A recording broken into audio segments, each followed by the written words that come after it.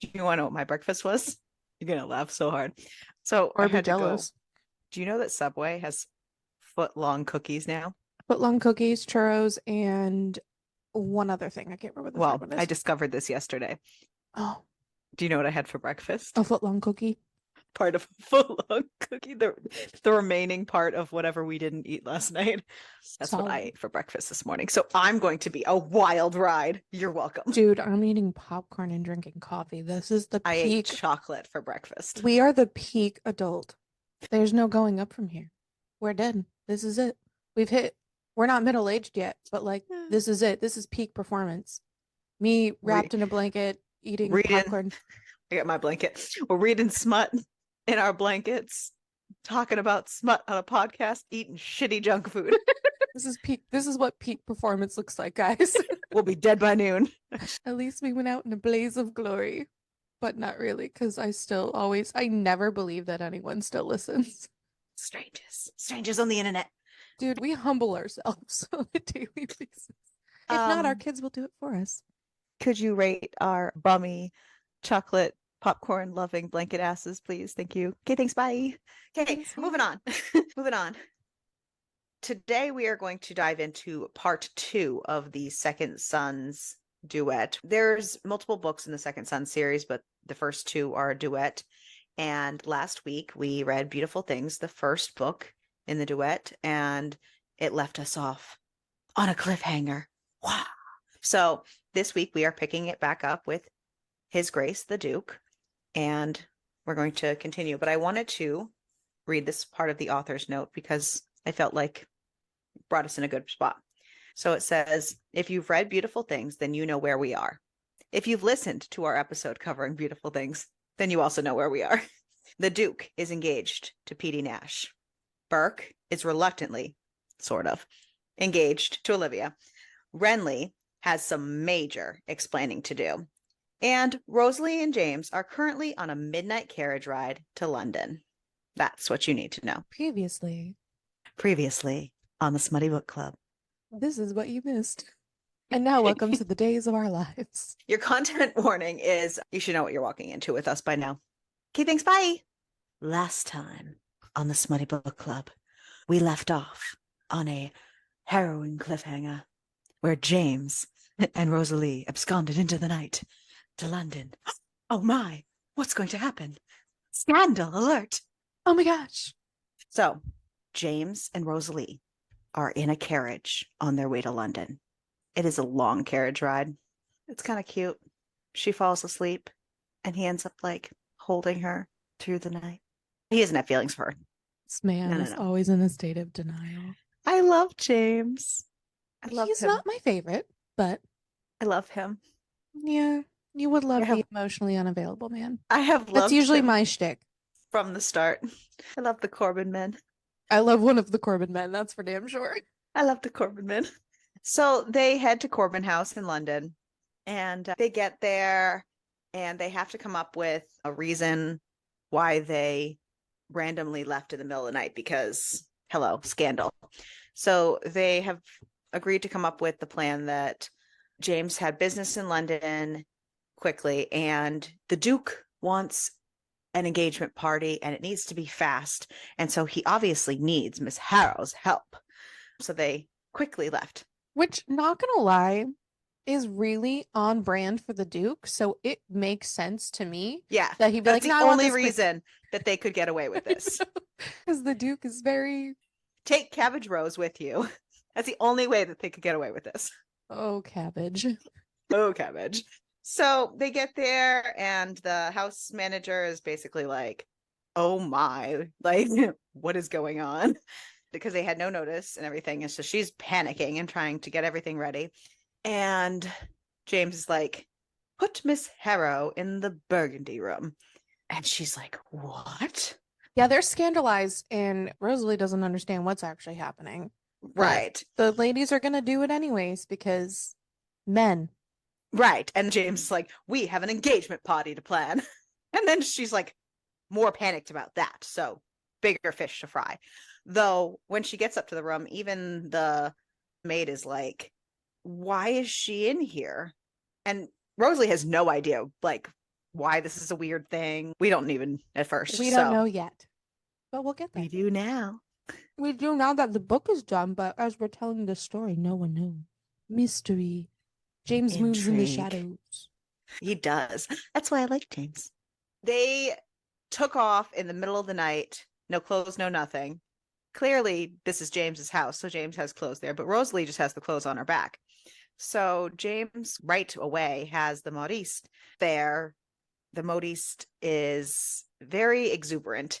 I love this person She so is much. fantastic. Oh my God. She's very French and she is so fucking fantastic and I love her. She's pretty fantastic. She's fitting Rosalie with a full wardrobe, much to Rosalie's Rosalie's chagrin. hesitation. Yeah, because Rosalie doesn't like people to buy things for her. And she's like, I just need something to wear to be able to get to my aunt's house, to be able to get my own clothes. Like, I just can't wear this ball gown kind of thing. In case you forgot how Rosalie is, she's a very independent lady and wants nothing from nobody. And James is like, psych, bitch, here you go. I'll take care of you. To be fair, I don't hate James. He's just not my favorite, but he does a lot of really great things. I love James. I know. I may have mentioned that 7 times already. It's fine. I We don't can know. keep I don't going. know if It'll I be have. like It's 50 okay. by the end of this episode. We can make it a drinking game. If you want to listen to our episode in the evening hours, we can make that a drinking game. So every time Or I say during the I day love, on the weekend, I don't judge. every time I say I love James, you can take a drink. Probably don't do that because you'll die. I'll try to curb it. Maybe. Drink at your discretion. The modiste is having a grand old time dressing her. And she is basically loving that James is dressing her. And then she is extra happy when Burke busts through the doors and must see her, much to the housekeeper's dismay, because she's with the modiste. You must not go in. Then I don't remember the modiste's name, but she's basically like, intrigue. I know, the mode, she's so great. What is her name? I want to say Paulette, but that doesn't sound right. I think you're right. Am I right?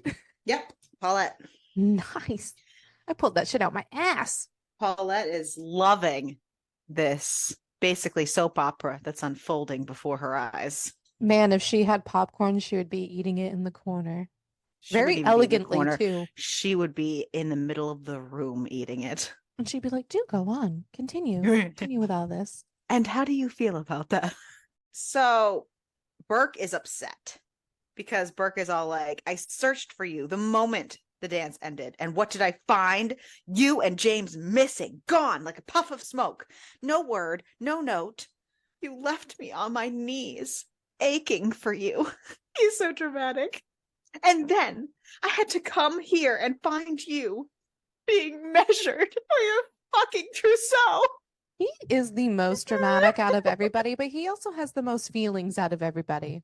He thinks that in the wake of her hearing about all of the betrothals, that her and James went into the night to get married together. It was so wild. His little pea brain is working overtime. It really is. So Rosalie quickly resets him. He's got a lot of emotions though, man. He is an ocean of emotions. So she's just telling him, like, I would never do that. I'm not half so spiteful. I would consider trapping myself in a marriage as a suitable punishment because he's, betrothed to Olivia against his will. Like, he's not really happy about this part. Of course, Burke's like, well, that's never going to happen. Like, he doesn't want to marry Olivia. He's like, it's not going to happen. And she goes, you might not have a choice. You would marry her to protect James. And he goes, no, I won't. And they're just going on about it. And he just goes, I care about you, about us. I make you this vow. I will marry you or no one. And I was like, oh. I don't even know your name. That is true. Because in case you're wondering, his first name is definitely not Burke. That's his last name. She's like, I don't even know your name. And he's like, well, if I tell you, will you marry me? This man. He had to try. I mean, it was a good attempt. He had to try. It didn't work. He is infatuated with her, so he does end up giving her his name. So she does learn that he is Horatio Burke. and my Horatio. Honestly, I would have had my first name too if that was it. True facts. So we learn through Burke that he traveled all this way with Marianne and Tom, that Marianne lent her carriage to Tom and Burke to chase after them. My face did an And involuntary movement. I'm sorry. Rosalie drops the news bomb on Burke that Tom and Marianne are engaged, and he's like, "What?" So then we get Tom's point of view, and we learn what Marianne did. Marianne is a piece of fucking shit. End of story. I'm just kidding. She gets more and more unhinged. Tom keeps trying to leave and go check on, everybody else, and she finally admits to Tom that she lied to Rosalie and told her that they were engaged. Tom's not happy, and so he No. rushes out to go see Rosalie and try to fix the damage. He doesn't find her, though, because she is out with Burke going to her aunt's house to go get some clothes and stuff. And he ends up having a conversation with James, explaining his intentions and explaining the whole situation of what happened. And James kind of is like, well, I thought the whole point is like you needed to find a specific type of wife so that you could move up in your career. And Tom is like, no, I've learned that I am not the type of person who can have a marriage without love.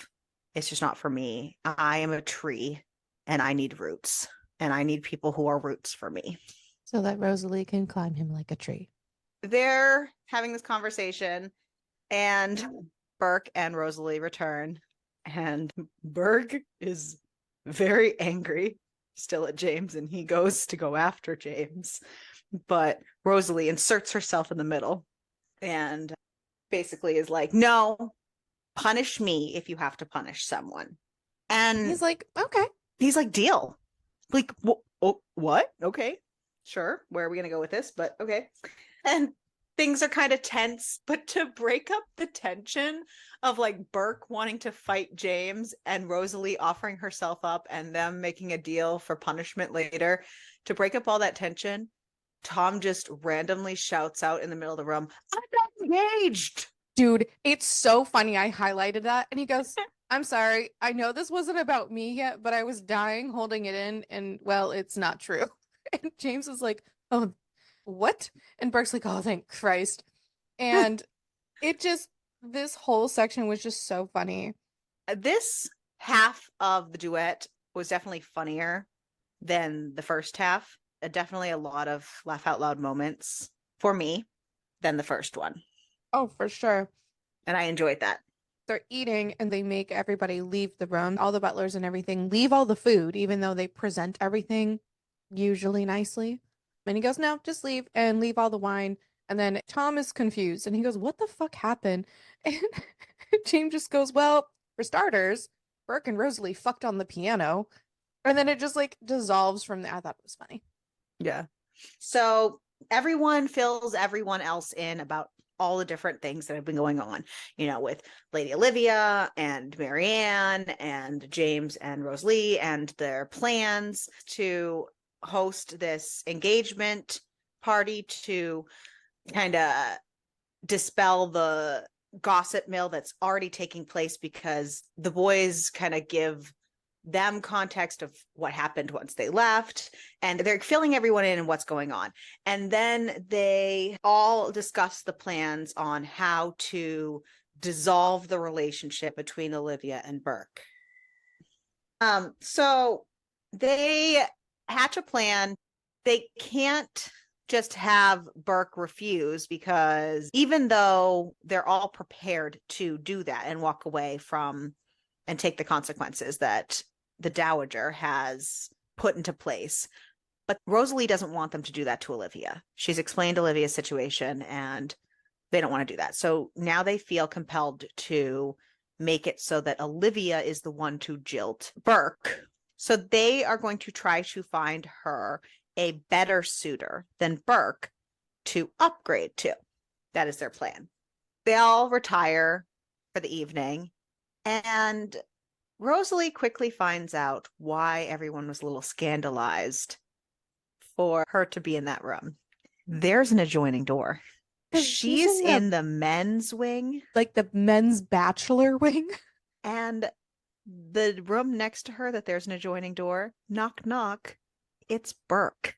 Yeah, and it's so funny because like he comes in and she's like, "Burke, why are you here?" And he's like, "Why are you here?" And she's like, "Well, I'm not shoeing horses, am I?" Like, she's still sassy. And he goes, "Who put you in here?" And she's like, "What's wrong with the room?" Oh my God. I knew there was something. Is it haunted? I'm just like fucking laughing. It's not haunted. And so James had put them in there, and James is a little kind of mastermindy. He's He playing with his purposely, puppets. yeah, Yeah. he purposely Well, put them next to each he's other. trying to make Burke happy. And I think in his mind, he thinks that if he keeps pushing Rosalie towards Burke, it will make it so that it's harder for him to think about her if he can think about her as Burke's. Yeah, James, how's that work for you? I love James. Take a drink. So then she goes down on him. That escalates real quick. But that's okay because all of a sudden someone else shows up. It's not James. Surprise! I know, I was so bummed. James is a party pooper for a lot of this book. Surprise! It's Tom. He's like, you need to remember to lock the door and to keep it down because my room's across the hall and I heard all of that. So he joins them in bed to cuddle. Oh my God, it's so cute. It's super cute. He cuddles her naked though, because he's Yeah. just like stripping all his shit off. And I'm like, okay, sounds good. And then she wakes up alone and she's sad because she realizes the reality of moving in the shadows with these boys, that it will never be in the public eye and that it's always going to be kind of in that kind of situation. And she makes her sad. She's big fat sad. Big fat sad. They make a list of bachelors available that might be a good matches for Olivia. They start planning the party. Things are moving along at the Corbin house. But then there's an accident on the stairs. Well, because everyone's trying to rush around getting this party going. And one of the servants like falls down the stairs and it's a whole thing. So Rosalie ends up having to take the servants' stairs to be able to get upstairs. But weird. What's with her and James and stairwells? Suddenly James she asks the finds same herself. questions. He goes, "What is with you and stairwells?" And she's mad because, you know, he helped aid her out of that situation, dumped her at this place, basically dumped her in Burke's lap, and has been like avoiding her and being kind of rude to her since.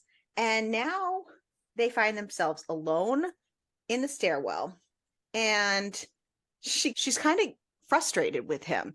So she's basically kind of like, "Excuse me, my lord." And he's like, So fucking "Stop funny. calling me that." And she's basically like, "What am I supposed to call you? Are you not a viscount?"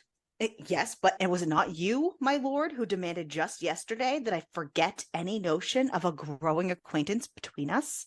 That's not what I meant. She's like, "James Corbin, Viscount Finchley, a lord who demands every piece on his chessboard play according to his rigid rules. You are the one who wants me relegated to my proper square. Only now I gather you don't actually know which square that ought to be. So let me enlighten you. I am neither your wife nor your intended. You have made it clear that I am not a suitable social acquaintance. That leaves but two options. Either I'm a business associate or I'm a servant. To my knowledge, we have no pending business.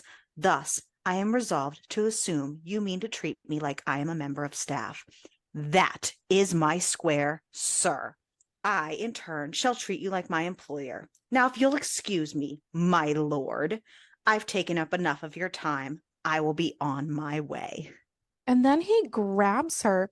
And honestly, this part coming up, I had to giggle at, and I highlighted one word, which was swan. He's like, "You can't walk away from me. I have not dismissed you." And she's like, "You're being a brute." And he tells her she's being difficult. And she goes, "I'm I'm being difficult.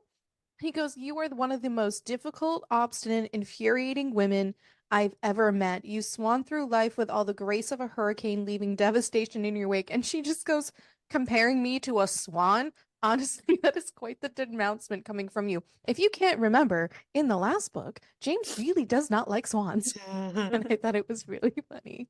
He's not happy about the And joke. they just keep going back and forth, and he's still mad. He's like, "Stop calling me my lord." And she's like, "What else can I call you?" He goes, "A compromise then." And basically he's like, "Outside the stairwell, we shall play our roles, but in here," and he just like pulls her close and just like holds her for a minute. And he's like, "I can't sleep." He was basically saying, like, out there they will be prim and proper, and in there he can be vulnerable with her. And it was just, I don't know, it was cute. And he called her a waking nightmare. So, you know. Way to throw that in the toilet, Crystal. I love James. Take a drink. So James and Burke head off to the gentleman's club for the evening to go check out people on their list of suitors for Olivia. And Rosalie and Renly decide to go out for a ride while they're gone. But they get caught in the rain. Again. Okay. Apparently they have a thing with rain. I mean, So there's a small Grecian temple tucked into the trees. A simple thing, hardly more than a garden ornament, but large enough to fit them both. So they ran under there for cover. They, are hot and heavy and start kissing again. And then she pauses and it's kind of like, "I won't give up Burke." And he's like, "I want Burke right where he is." And she's like, "What do you mean?" And he's like, "I say I want him where he is. Between us, behind us, under us. I like to share. I like to be shared." Yeah. And she's like, and he's like, "I've wanted you from the moment I met you, but I've wanted Burke since I knew what it meant to want."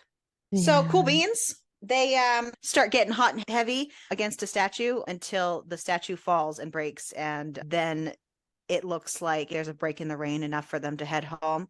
So they do. They make it back to Corbin House and they go to get dried off and everything. And Rosalie has a nice bath.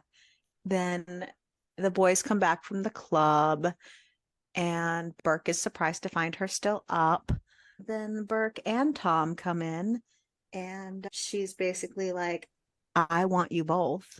And then she gets them both. And she gets to be made into a sandwich.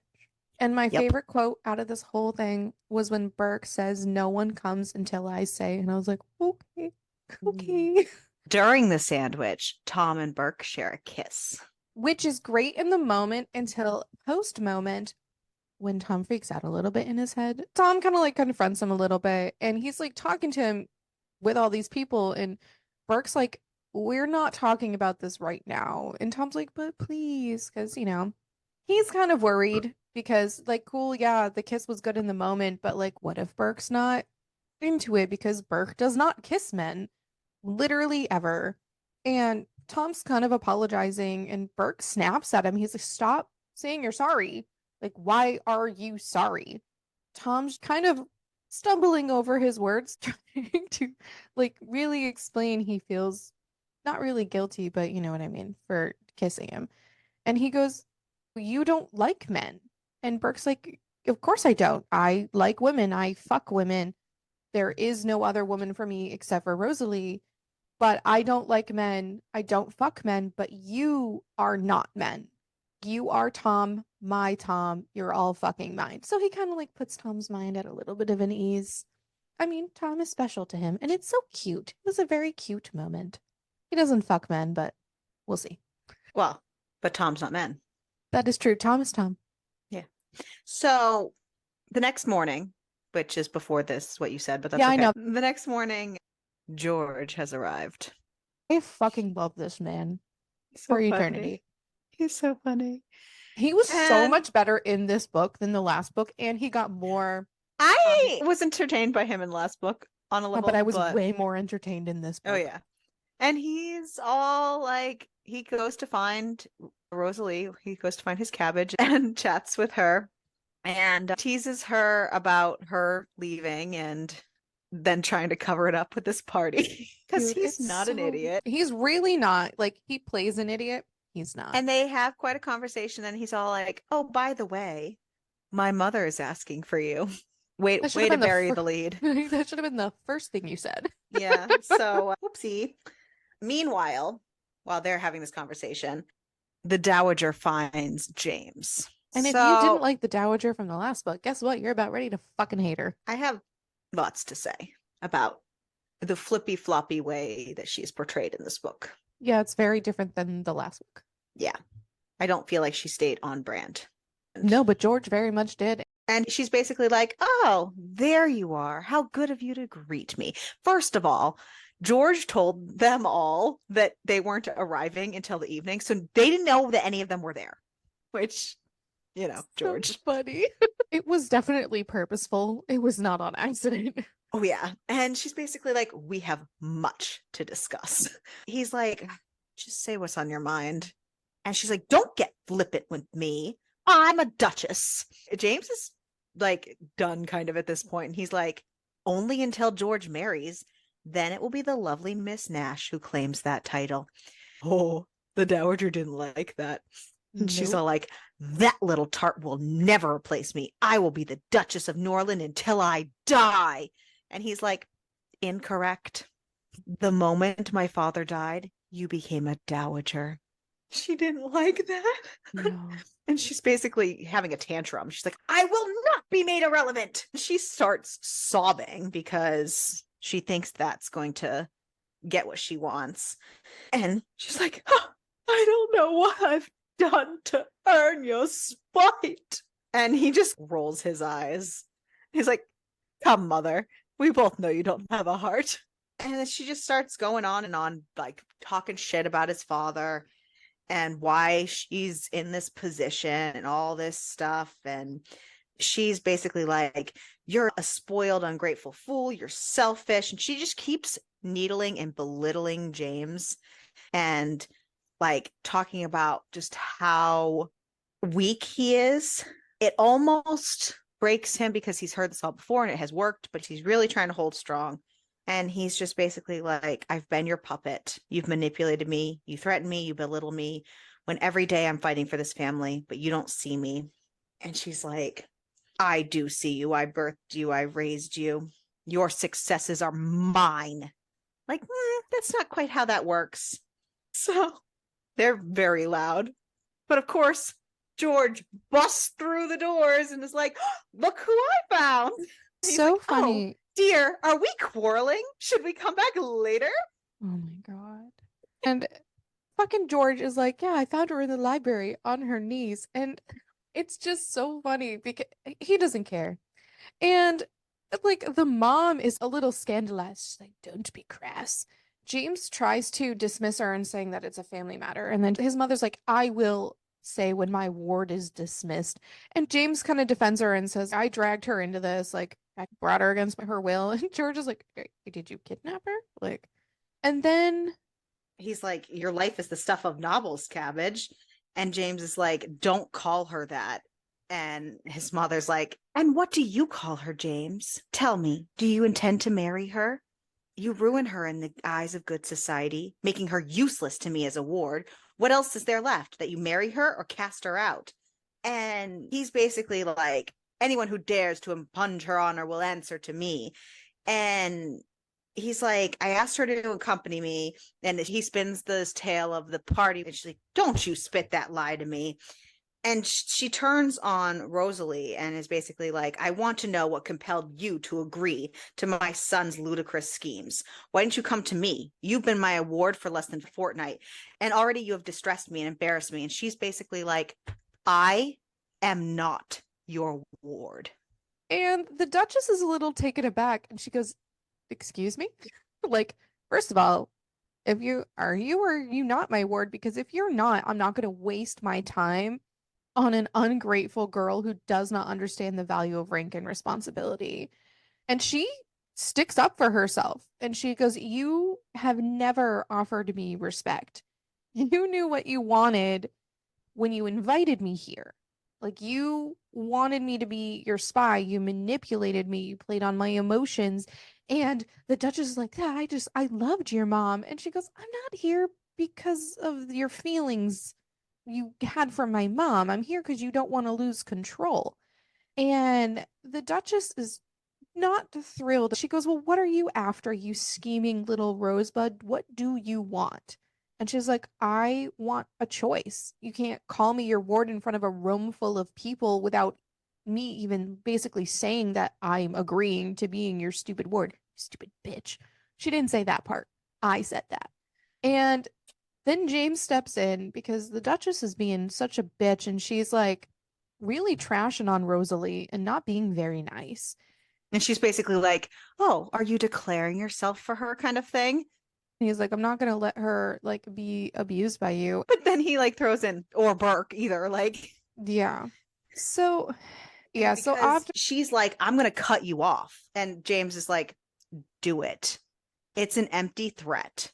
You need me. And not only that, but I have my own money. Like, what are you going to yeah, do? And the Dowager is clearly grasping for the upper hand and trying to like pull shit out of her ass when all of a sudden, enough. fucking love this man. Because George is like, James, you're not dismissed. I do not give you leave. You're gonna stay in this house. You're going to do your job, which is to say, you'll do my job because we all know James is doing George's job for him. And he goes, threaten to leave me and I will ruin you. So it's just so funny that he's like threatening to keep him Like, there.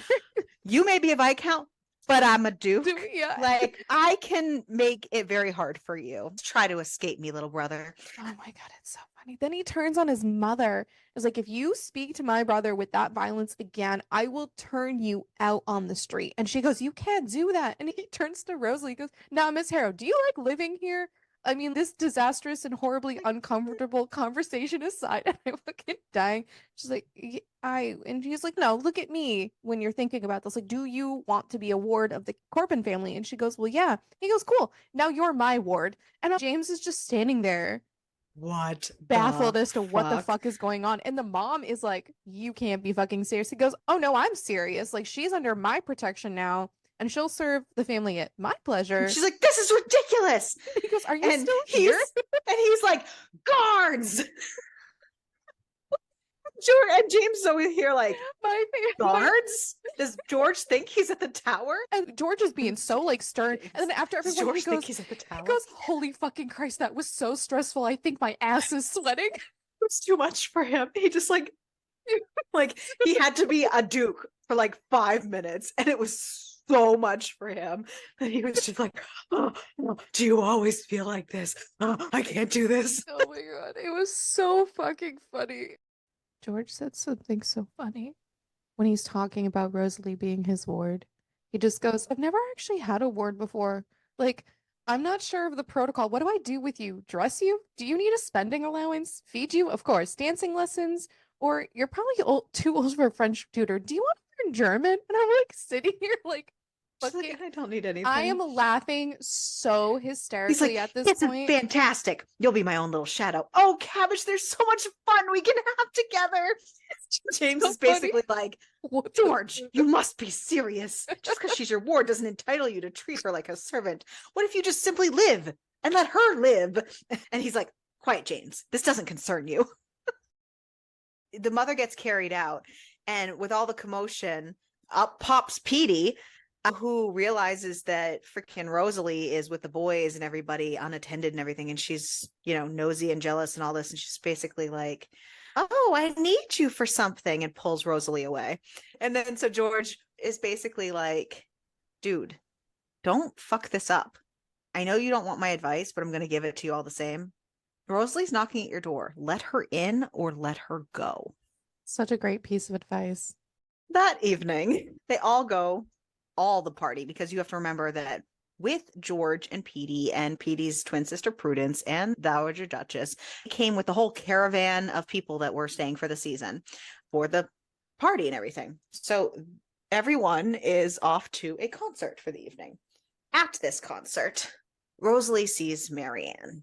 Fuck this bitch. Marianne is there with a couple of her friends, and she has quite the cackly witch scenario here. She walks up all mean girl situation and is basically like, "Oh, have you seen the gossip columns?" And totally tries to put Rosalie in her place. She's calling her names. She is just really talking her trash. And Rosalie doesn't want to make a scene, so she kind of excuses herself into the ladies' room, and she's all upset. But who does she find in the ladies' room? George. She's, "What are you doing in here?" kind of thing. He is so great. So she tells George the whole story, and he's all like, "This is not working for me. Here's the thing. If you and I are going to be friends, you can't embarrass me like that, not in public. We need the lioness to sharpen her claws." And she kind of, are we friends? And he's like, "Yes, I've decided that's one of your duties as my ward." She's like, "That's not how friendship works." And he's like, "As a duke, I can do whatever I want." "No, you can't make me be your friend." She kind of explains what friendship is. And he's like, "Well, then let me help you. I'm going to help you out of this mess." So he takes her out the window. Oh my God. It's just like to leave this. I love it because he is really looking out for her. He's like, you defend everybody else, but you don't ever stick up for yourself. He's like, "You said that as my friend, I must help and offer advice. So here it is. You learn to fight for yourself and not just others." This is the first and last time the likes of Marianne Young gets to let you cry. So this battle is lost, but the next time, it's yours, kind of thing. Oh my God. And honestly, so funny. I was sitting there so laughing. yeah, they take off out the window. Out the window. Oh my God. But this man is unhinged. And he gets a footman and he goes, "I have urgent business to attend to and must depart. In 10 minutes' time, I want to alert my brother and tell him I have taken my ward with me, not a minute sooner." Oh my God. This man is so funny. Like, "This is crazy. We can go to window. You're mad." And he's like, "But you already knew that." Yep. "It didn't stop you from agreeing to be my ward. My madness is yours now, Cabbage." He still calls her Cabbage. I love it. Oh, I love him. He's great. So when they finally get home, because they didn't just go straight home, he took her out for an evening on the town. So when they finally get home, she has the men waiting for her, and they hash it out. And they're not pleased. No. And I'm pleased. They were kind of worried because they thought like she was all of a sudden adding George to their like to the flock mix of people. Yeah, it was kind of funny. But George is like, "Will you be safe with them?" He really is taking this They were very seriously. They were so offended. And George's like, "Well, as her friend, I am ashamed of all of you. You weren't there to help her when she needed help." And that's the thing. And they're like, "What was going on?" So she had to explain the whole story of what happened. Yeah. And then they turn on Tom because he was supposed like, to be there with her. You were supposed to run interference. Like, what the distracted. fuck? And he goes, "I got distracted by this one guy." And then the next thing I know, she disappeared. So like, and they're all like, "Oh, we can't use Tom. He's too popular in town." Oh man. Lesson learned. It's just funny. It was funny. Anywho, so the next time she sees the Dowager after the whole debacle, it's a calmer conversation. And the Dowager wants to make sure that the Dowager's secret that she has, Rosalie is going to keep. And because she's just out for herself, realistically. Yes. But Rosalie assures her that she plans to, so they part amicably. So they all go out on a ladies' promenade. And well, it started as a regular walk between the two of them, and then it just turned into one. Yeah. And she tries to pull Olivia aside so that she can kind of feel her out on the whole situation of trying to find more suitors for her and yada yada, because Burke still hasn't talked to her because he's can't find the balls to talk to the Gorgon, which is what they call her, by the way. Still. It's windy, and Olivia's parasol gets swept up in the wind, and they run after it. And hello, sailor. We have a new man arrive on the scene. Yeah, we do. And seems that he knows Miss Olivia. Oh, yes. Olivia's not really thrilled to see him, though. No. But all the ladies come to make sure that she's okay with the wind and everything, and then they invite this handsome new stranger to tea. Olivia's not happy about it. No. So then finally Burke has the conversation with Olivia, and he's basically lays it out on the table of what their plan is.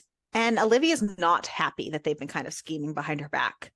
And she thinks she has the higher ground and kind of threatens to put feelers out in the gossip world about the Rosalie situation with the James coming and how close she seems to Burke and everybody else. She's basically threatening to like out them without outing them. And Burke is like, I'm trying to help you. Right. But threaten Miss Harrow in my presence again, and I will rip off your fucking head. Do you want my help or not? She quickly learns that's not the way to fix this situation. But she's also not agreeing to their plan right away either. Yeah. And it's not very nice to the men that they invited to dinner specifically for her. Meanwhile, while Olivia and Burke are having this conversation, Olivia and Tom explain to Captain Hartington, which is the sailor, what the situation is, because he walked in and the ladies were all trilling about Olivia being engaged. And he was like, record scratch, excuse me. So like, oh, well, Burke does not want to be engaged to her. Right. So they explain it to him and he's like, okay, now. And in the course of this conversation, he hints that Rosalie might be a little friendly towards Tom as well. And Rosalie quickly, nope, Tom is my friend. Tom doesn't like that. So later that night, he tells her, I'm going to fuck the word friend from this perfect mouth. Yep. And they all just get it on together, just making sure that friend is not on the table. James has a lot on his plate. The Duke's wedding is only 2 weeks away. The engagement party is less than a week away. He is running himself ragged. And he's not doing hot. And Rosalie kind of trick forces him into taking a nap. And it's really sweet and really cute. It was so adorable. Poor little sleepy man. Burke makes sure that we know it's not jealousy. Make sure to mark his territory for Captain Harrington, for Tom, because it seems that Captain Harrington and Tom have a little bit of a past together. Yeah, they do. So he kisses Tom in front of him. Which, in public. Hello. This doesn't seem quite Burke's right. Going a little wild here, okay? He lost the plot. And we learn through this whole situation that Captain Harrington, before he went off to the seas, proposed to Olivia when they were young, and Olivia shot him down because Captain Harrington is also a bastard, like Burke. But his father, the Duke person, publicly acknowledges him. So he has more standing. Yeah. And he's made it very clear that he will not ask Olivia again. If Olivia wants to be with him, she needs to let him know. So James is woken up from his nap 8 hours later by George, which is not a nap. He's like, just in case anyone wants to know. Were you sleeping? You never sleep. What's wrong? And Rosalie is not there anymore because she had to go to a fitting because it took 8 hours. And the man clearly needed sleep. Yes. So George wakes him up with a stack of letters in his hands. And it is all the invoices and whatnot of the debts that Rosalie had that the Dowager had given her in the previous book.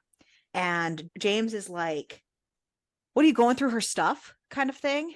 And George is like, she's my ward. I have that right. And James is like, no, you don't. And he's like, don't you want to know? Don't you want to know? Mother paid all her debts. Don't you think that's a little sus? And then he finds out the number, and it's quite a big number. It's a giant number. And it's then, of the course, amount they're that it concerned takes of, like, them to run their estate where for an the money entire came year. From, too. Yeah. And George is like, there must be a reason. And Cabbage knows what it is. And he's like, you think that she was a secret love child? What do you think? You think she's our sister? because she's just trying to fucking piss James off. Dude, he's so funny. And so James is on a mission. He needs to Because find now he's Rosalie. spiraling. And he's Yeah, like, he needs to fuck. find Rosalie to find out what the fuck. And he confronts her. And Rosalie's like, you're not entitled to the secrets of another. Like, that's not how this works. You can have any of my secrets, but you can't have someone else's secrets. She's like, ask me anything that is mine to share, and I will tell you. And he's like, fine. How many men have there been? Really, buddy? Really? I mean, And she goes, by choice. And he goes fucking feral, first of all. fair. So she tells him. And then he's like, what's the other number? And she explains that in the last couple years of her father's attempts to fix his situation, he got desperate to pay off some of his debts. He sold his daughter's virtue a couple times. Well, I guess you can only do it once, but the times were, extra. And he just sold her to help pay his debts. Yeah. James is mad, and she's basically like, I never looked at those. I couldn't read the bills. I was afraid I might find one from then. I didn't want to find any proof that I was the canceled debt. So James burns them so that nobody ever sees it. Then he's all like, I need to touch you, which was kind of odd, but whatever. Like, that shouldn't be your first instinct after hearing those things, but And then they start getting hot and heavy for a minute. And then again, he stops and he's like, I need to stop. If we do this, I want more than you can give me. So then she's left sad and wanting again because she does not want to be married. And he makes it very clear that he wants marriage. So it's time for the engagement party. And it's funny because she helped plan this thing because that's what she came to do. And she felt a momentary twinge of guilt thinking of James rubbing shoulders with a magician. But the guilt was quickly erased as she pictured him having a coin pulled from his ear. And I was like, yeah. So Marianne is there because Marianne just shows up to shit. And Marianne's trying to start shit with her again. And she remembers what George said last time about retreating. And she locks eyes with George across the room. God. And George just he just nods at her. It's so good. She basically hits Marianne right where it hurts. Marianne's all like, Tom is mine. Do you understand me? And she goes, just the other night, I asked Tom whether he still held any affection for you. Do you want to know what he said? And she whispers right in her ear. She's like, he said nothing. You see, he couldn't speak with his tongue in my cunt. And Marianne went fucking feral. She starts trying to scratch her and grab her and like screaming at her. It's like, I'll tear out your tongue, whore. George is running right up there and let everyone bear witness that Mrs. Young attacked my ward. You will be gone from this place and never darken my door again. Any friend of mine will no longer be a friend of hers. It was too funny. She's like, you wretched whore, this isn't over. But the trash is taken out. So, cool beans. But it's funny because George tells a footman, because he brings Rosalie into another room to kind of help her because she's shaken up and she's been just attacked. And he tells a footman to call for Tom and not to let James or Burke know or come in. You just like stir in the little pot. He really loves stirring the pot. I love it. Tie them down if you must. And she's kind of like, I'm sorry if I embarrassed you again. And he's like, you think I was embarrassed, Cabbage? That was amazing. You are better than the fire eater. I'll be talking about this for weeks. This is so funny. And then Tom comes in and he's like, ruin this chance and I will personally see to it that the grandest ship you ever captain is a dinghy. So Tom learns of the whole situation and he's basically like, she's dead to me. I love you. And Rosalie's like, give me what she's never had. Give me the sailor. She wants him to fuck her like a sailor. And so he just goes, hit me. Yeah, so they go at it and he spanks her and fucks her and all this jazz. But then he says, "We need James. Like, we need all of us. We need you to try. You're going to be the one to get him." And she's like, "I'll try." So after this whole debacle and after the taste that James got with his nap, 3 a.m., she gets a knock on her door. It's James. He can't sleep. So he climbs into bed with her and Burke and just cuddles and sleeps, and it's cute. And she's all like, "Any man who sleeps in my bed has to give me a kiss goodnight." And it's cute. So he gets some sleep. It's cute. And it was cute too because he lays down and he's like, "This pillow this smells pills like like Tom. Tom." And Burke's just like, yeah, that's Tom's side. It was so funny. He was somewhere else for the night or whatever.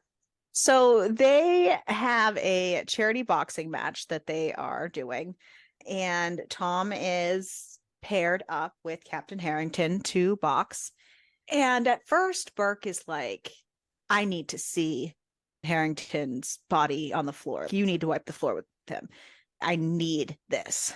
But then they see Olivia watching in the audience, and they realize that they really need Olivia gone, and that's more of a priority.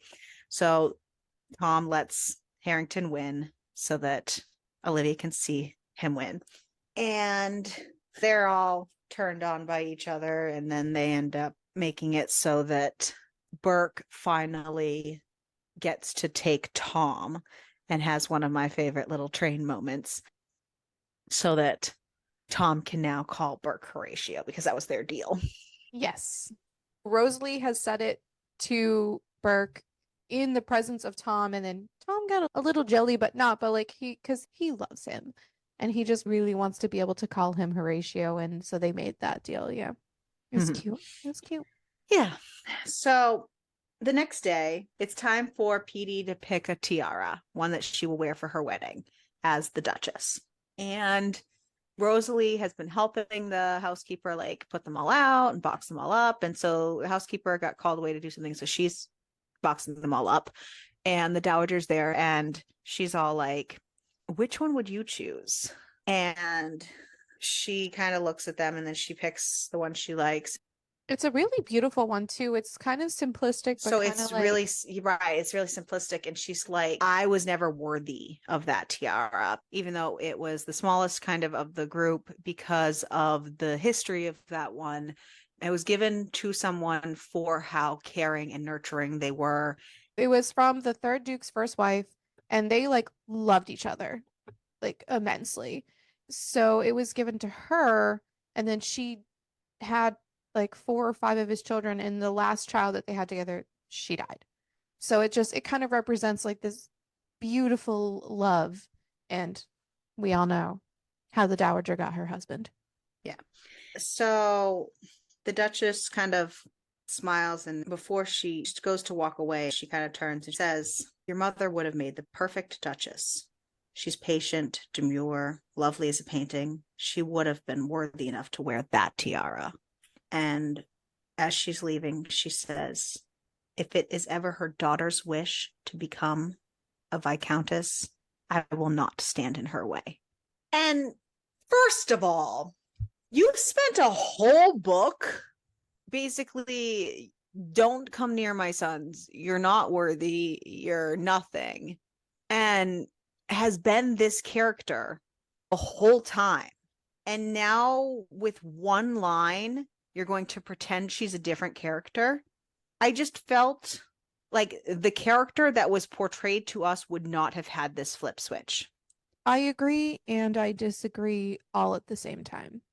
The reason being, I can understand it because she has been portrayed this way for the whole time. If it was a public thing and she was trying to save face, maybe, but also her son, the one who never does anything and just sits and does what he's told, literally confronted her basically in how much of a cunt she's being. And maybe in her brain, she had a like thought of, well, maybe I should step aside and just not be such a bitch. That's I don't all buy I it. can think of is like maybe like she had a random You don't thought be in that her much of a bitch for that much of your life and then just go Well, epiphany. I don't know. I don't buy it. She doesn't want to get cut off. So maybe she thinks that if she plays nice, she won't get cut off. Maybe if she is that mean to Rosalie, she'll think that Rosalie will go back to George and let her know exactly what his mother just did, and then he will go scorched earth on that bitch. I don't know. This conversation has Rosalie spiraling. I mean, wouldn't you spiral too? Yeah. And she has the pressure from Tom and Burke that it's up to her to bridge the gap to James. She knows James will not compromise himself, that he wants to be married. And now she just got the mother's blessing to be married to James. She still doesn't want to be married. So now she's just torn. She could have everything she wants by doing that one thing and just compromising that one piece. And she's just spiraling. So she goes to her friend for help. She goes to find George. It's so weird that we've gotten to this point that George is her friend to go get advice from. And she finds George painting, by the way, because apparently all the weird paintings around the different Which I don't think we mentioned. We did not. But there's this one scene earlier where Petey was like, I don't want this fucking painting hanging on the wall. It's so creepy, and it creeped her out. And he's like fighting for it. He goes, no, it's a great painting.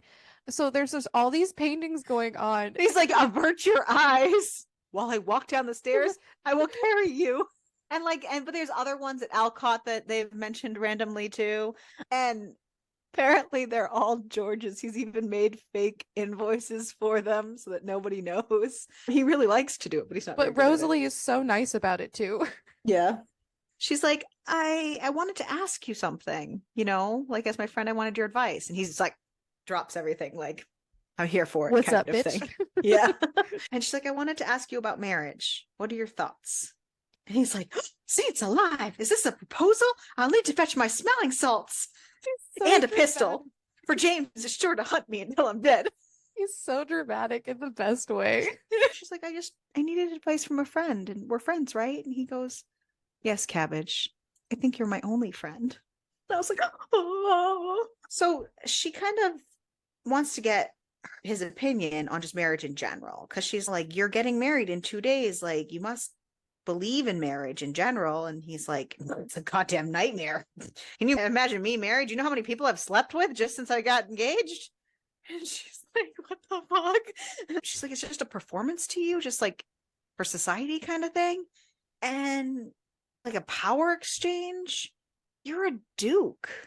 Like you can do anything you want and be anything you want. You're still going to live this way? And he's like, what do you mean? And she's like, you're a man. You are a duke. Like, you've already said you're practically royalty.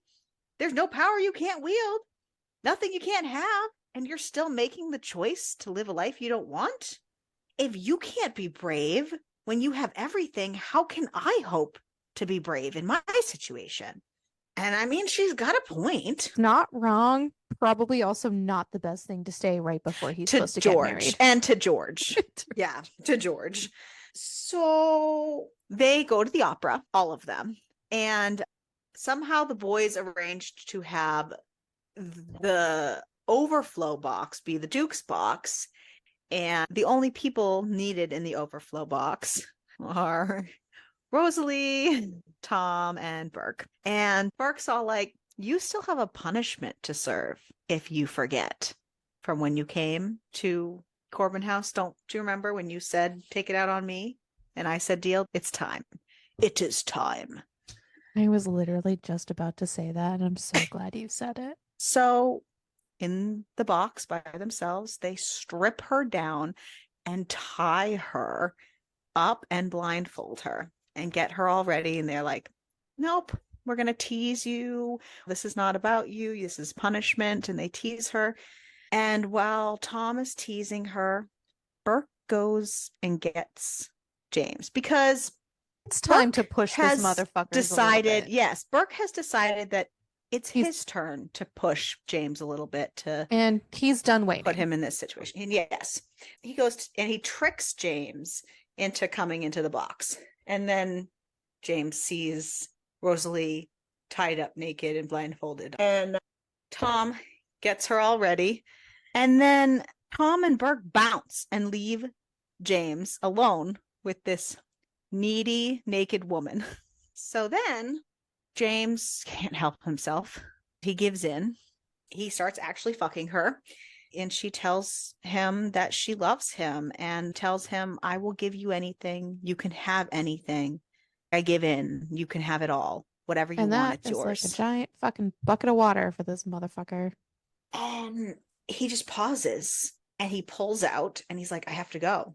She's like, what? Like, what's going on? Like, what did I do? Kind of thing. Like, and he's like, I will not be the man who breaks you. And he leaves.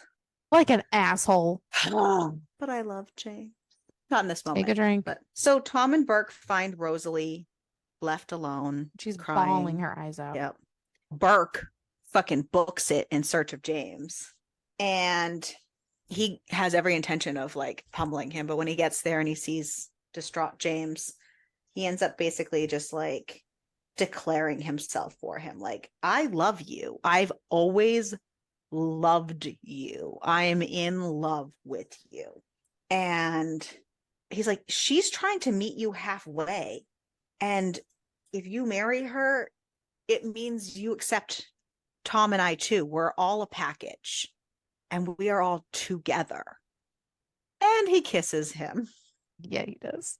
And he's all like, you didn't get a release earlier. Let me help you with that. Take it from me. And he gets on his knees. And James gets a taste of what everybody else has been doing, even though he's so confused. He's like, you need to propose. Make her ours. Everyone is trying. You're the center. Be the center. So the boys, James and Burke, go off to find Rosalie, and they walk in the middle of Rosalie and Tom fucking on the bed. And Tom's a little smarmy about it because he's finishing her off when James left her bereft. I mean, realistically, be smarmy about it because he did dumb boy stuff. And Rosalie is really upset because she feels like she's ruined everything between all of them because I get it. I can't have anyone. You know what I mean? If this is how it's going to go, like. Right. But James is all like, I'm sorry. I want this. I love you all. Only took him forever. Yep. They all love everybody. And they agree that they're not going to make Rosalie marry him until she's ready. They're going to let her take her time, but when she's ready, that would be the best game plan. But they're not going to push her. But they have a night to themselves, and they're all happy with their agreement with one another, their plan. And then the wedding comes. Time for the wedding of the 7th Duke, George. Oh my God, this wedding. The queen is coming. Yes, the queen is coming. Rosalie's trying so hard to see the queen. She's like peering around the boys. I mean, it's a big deal. It is a big deal. Well, she's not going to miss the Duke's wedding. And Petey's walking down the aisle. Everything's going grand until George is all, I object. They just started. It's not even the time to object yet. And everyone's shocked. Yeah. And so then George and James sidebar out in the hall. And George is like, we should be changing places, kind of thing. He's like, you want me to marry Petey? Like, what the fuck? He's like, no. Like, if a king can abdicate, why can't I? And he's like, you want to disclaim your title? He's like, see, you even knew the word and I didn't. I mean, he makes a good point, though. He's like, I'm wasted as a duke, and everyone knows it. I should have done this years ago. Then there's a knock on the door, and of course it's the dowager. You let me in this minute. George's like, don't let her in. I'm not ready. But then all of a sudden, they come barreling in, and it's the dowager, it's Burke, it's Rosalie, Petey's in the back, and the mother's like, somebody needs to tell me what's going on. The queen is waiting. And George is like, I intend to disclaim my title in favor of James. We're going to switch our roles. He will be the first son and I will be the second. Everyone's confused because they're like, what the fuck? He's like, I do not want to marry Petey Nash. Yeah. And Burke's like, I just help us understand. He's like, I've always felt this way. But the mom's like, but something must have changed. What has happened? And points his finger at Rosalie. And he's like, the answer is simple. It was all down to her. Edie is like, what? And everyone's like, what the fuck? Because he wants to do all this stuff, he does his Last last decree of things, which is so funny. He silences his mom. He goes, listen, I entered this world as a disappointment to you, mom. Like, please. Apparently, I'm just born to be your torment. Then he goes, James, I have failed you so many different ways. Then he just turns to Burke. He goes, Burke, like, I didn't even ask you if you wanted to be a Corbin. Do you want to be a Corbin? And Burke's like, He's like, no. He no. goes, all right, cool. Whatever. Sounds great. You don't have to be one.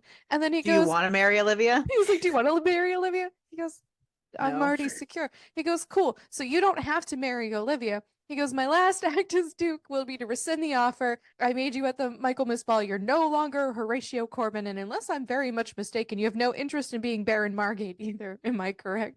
He goes, Nope. I would rather chew my own arm. And he goes, cool. Sounds great. Consider yourself free. And Pete is like, you can't do this. And he goes, listen, I would hurt you worst of all. Like, I am not fit to be a husband Like, you don't at want to be all. married to Just me. walk out. Trust. And I'm just like, it's so funny because he's just like, I'm just gonna do all this shit before I'm done. But then the Queen's lady in waiting shows up and is like, Her Majesty wishes to speak to you now. So George and James goes to see the Queen. And the Queen is basically like, what the fuck is going on? And they explain the situation, and she's kind of like, what the actual fuck? She's like, so what I'm hearing is one of my dukes is dissatisfied, and here comes one of my favorite sections of George. He just goes, listen, my dissatisfaction is all to do with my own personal deficiencies. I defy you, your majesty, to find yourself a worse peer than myself.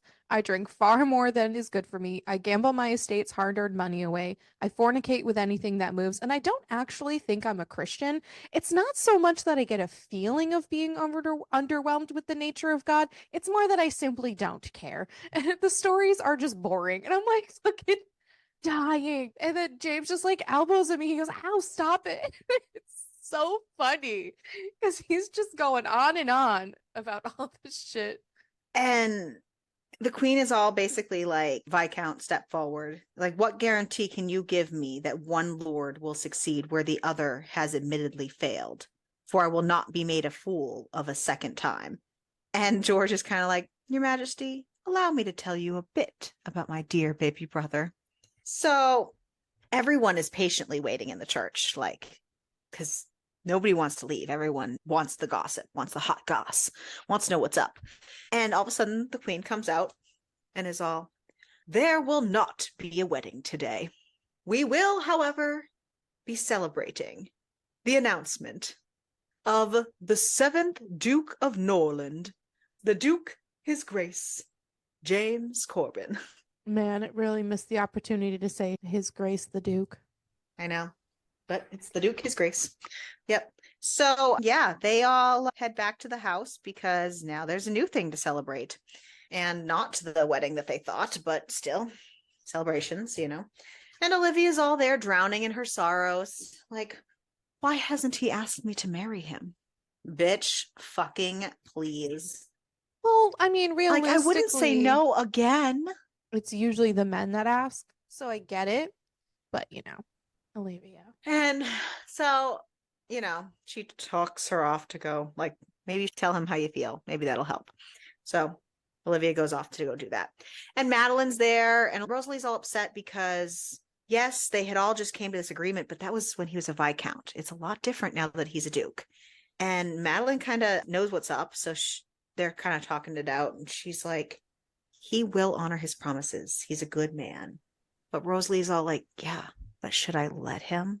And then the boys arrive finally. Rosalie can finally talk to them and find out what's up.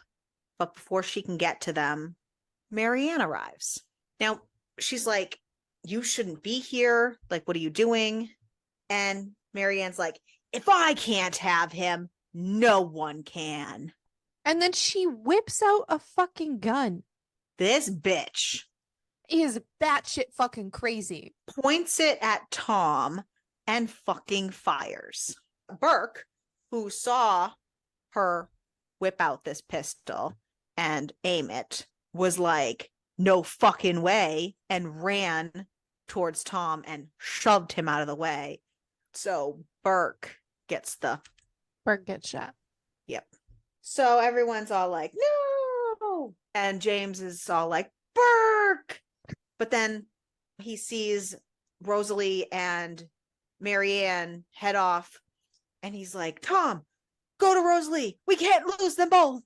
And didn't know where we were losing one at a time, guys. Right? Well, good thing, because Tom finds Marianne and Rosalie wrestling on the ground for the gun. The unloaded gun, by the way. There was only one shot and she took it. She would have had to reload again. But they're women, so apparently. I mean, she probably just wants to get the gun away from her so she can't reload it and shoot again. Right. Yeah. I was gonna say they probably aren't around guns much in this time. So anywho, Tom's arrival is enough of a distraction for them that Marianne whips out a knife from her boot and puts it up to Rosalie's throat. And Tom is scared and worried now. So Tom starts sweet talking her and telling her all the things she wants to hear so that she'll let Rosalie go. And it works. And he pulls her into his arms just in time for Rosalie to take a potted plant and smash it over her head. Down goes Marianne. So then they are all worried and they go check on Burke. The bullet went through his back all the way through to his shoulder. It's a through and through, but it did go through all kinds of nerves. And Burke wakes up 3 days later. There's some dramatics regarding Olivia's mother, because she finds a note from Olivia that she's run off to marry Captain Hartington, and she's scandalized. So, cool beans, Burke's off the hook. Hallelujah. They give Burke a fortnight at Corbin House to heal before they want to leave London and head back to Alcott Hall. They see George as they're about to leave, and George is kind of excited about his new life of adventure. He's ready to go, but he's so funny. He knows nobody's gotten really a chance to talk about anything since James became the Duke, because Burke got shot and all this stuff. So Rosalie still hasn't really even had to have a conversation with James. She says to George on their way out the door, she's like, make me a promise. And he's like, I've never been very good at those. She's like, come home occasionally. At least once a year for the Michaelmas ball. It'll be right. Like, you're a Corbin. It's to celebrate the Corbin family. You should be there. And he's like, fine, but I want a promise for a promise. This man. She's like, what could you possibly ask of me? He's like, when I return to Alcott Hall for the next Michaelmas ball, if you are still not married, you have to marry me. And she's like, what? You're right? That's madness. He's like, nope, I'm firm in this. You need to be married or you're going to marry me. She's like, are you threatening me? You daring to cage me in? He's like, no, I'm freeing you, Cabbage. Get out of your own way and marry my brother already, or I will return and we shall beat our wings against our matrimonial cage until we are weary and broken things. Now, doesn't a life of bliss with my brother and his lovers sound infinitely more enjoyable than that? The fact that George is so accepting of the situation that they're all in is great. And now he's literally like pushing her, like, just fucking do it. Like, but he's like, if you expect my silence for all of you being together, you need to name your first child George. Oh my God. So they journey back to Alcott Hall. They take the long journey back and they finally arrive. And James asks for a meeting. He asks them all to meet together in the study. So Rosalie has said that she doesn't really have any family. She mentioned, like her mother's dead, her father's dead. She's living with an aunt, and like the only other family she even knew about was some uncle that she had never met, and blah, blah, blah. So apparently James tracked down that uncle, and he has since passed. But since he had no children of his own, there was no one to claim his estate. So he took the time and the effort and went through all the channels to prove Rosalie his next of kin, to make her the person to receive his estate. He knows independence is important to Rosalie, so he was trying to find a way to make her financially independent without just giving her money, because he knew she wouldn't accept it. So he, through many loopholes, found a way to make it so that she has money now, so she would be financially independent through marriage to him. So he gives her the gift of financial independence without gifting. He just made it so it could happen. He pulled the strings. And yes, he pulled the strings. And he's basically like, the only choice now is to marry me. That's the only way that this is all going to work together, because everyone, the dowager included, purposefully stayed away and did not follow them to Alcott. So she can't stay at Alcott unless she gets married. He's like, that's literally the only choice if you want to stay here. They kind of tricked us, forced us into it, kind of thing. He's like, we will walk to the church tomorrow and be married, and Burke and Tom will be our witnesses. And then they all just kind of said that, you know, in their room, in their bed, they're all married to each other, no matter what the public is. Yes. So then it skips forward 2 months later, and the dowager has decided to return to Alcott Hall. But she returns with a giant ass group of people. She still has her seasoned people with her.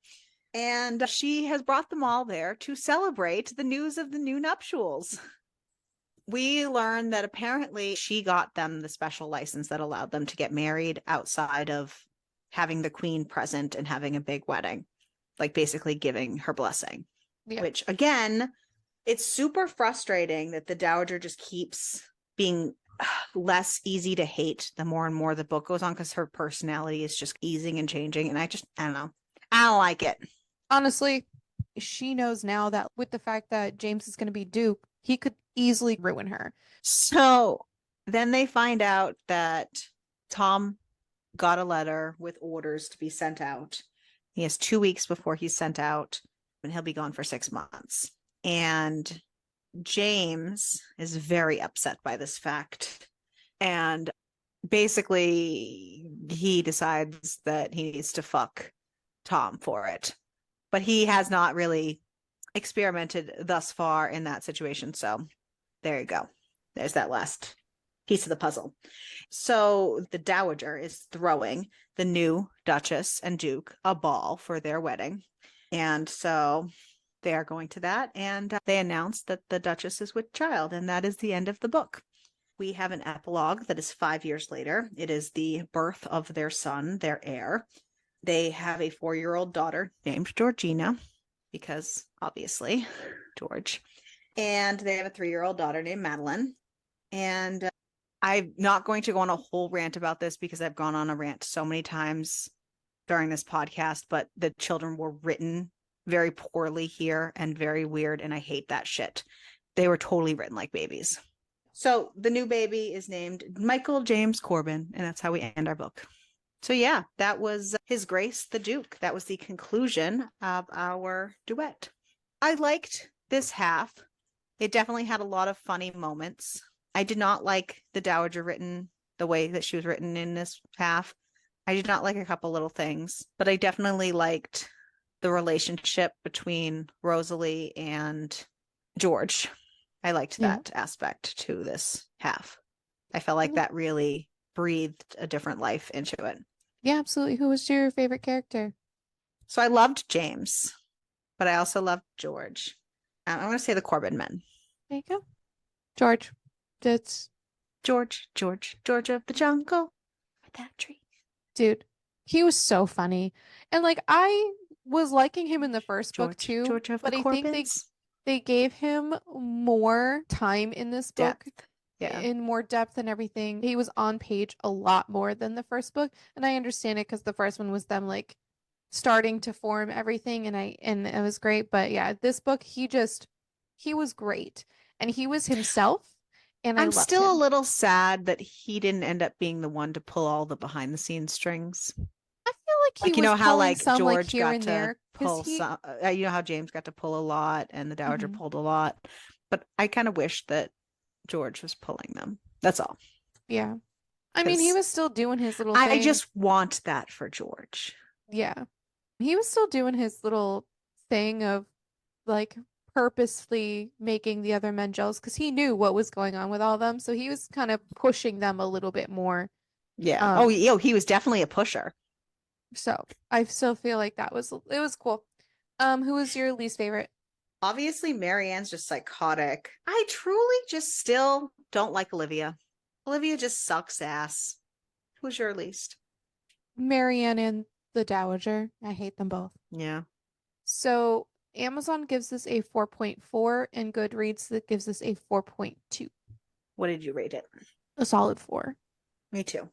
For all the I things I've said throughout, I think. Yeah, I liked this book a lot. It was very funny. I literally laughed a lot in this book, and I liked that their relationship was like explored more, and especially with everybody together. It was really good. Oh, Cucumber. Oh yeah. Honestly, probably like a 6 or a 7. Like there was a lot more in this book than there was in the last book. That is for damn Yeah. sure. And you had multiple sandwiches going on in this book. Yeah. Multiples. So there it was really nice. I enjoyed I it. would probably give it a 6. Nice. So Yeah. pretty on same kind of page as you. Yeah, good. There was a good amount. So I'm happy about that. It's hard sometimes with the third person writing, but yeah. Yeah. Oh, well, we didn't even state that. So both of these books are written in third person. So if that's not your thing, I'm sorry, but that's how it is. It's the end now. It's, but yeah, Wheel time. We have a new wheel. We have a new wheel we do. So for fucking February. yes, we are Wheel of Fate, where we spin the wheel, figure out what we're doing next. All right. Are you ready? Are you ready to figure out what the fuck we're doing? I'm ready. Are I you am. really ready? I am very ready. Okay, let's go. Give me a good one. Let's see.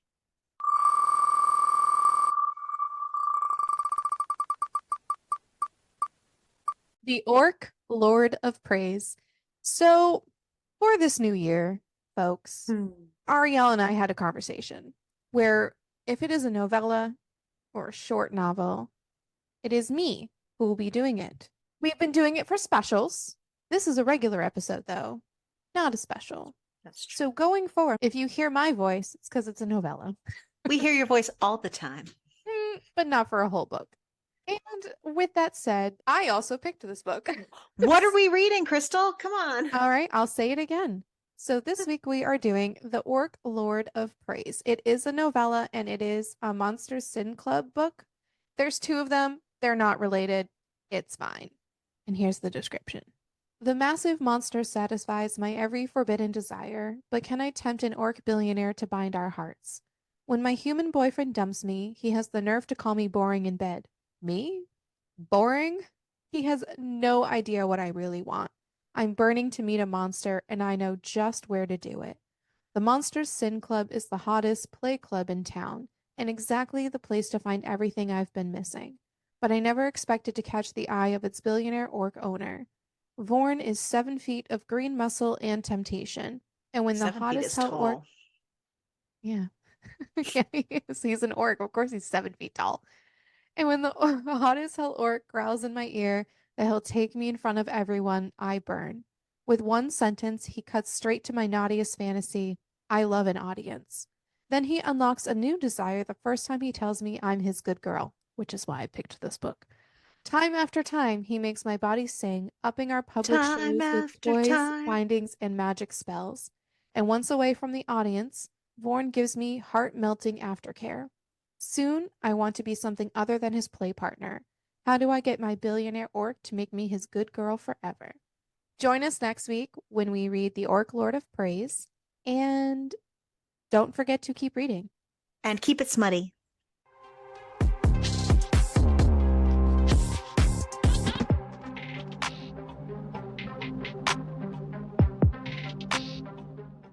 Oh, fuck. Oh, fuck.